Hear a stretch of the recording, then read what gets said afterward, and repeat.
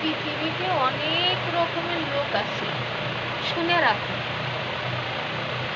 কিছু লোক আছে জীবন দিয়ে ভালোবাসতে পারে, আর কিছু লোক আছে যারা একটু নোংরা প্রকৃতির হয়, তারা জীবনে কোনো দিন ভালোবাসতে পারে না।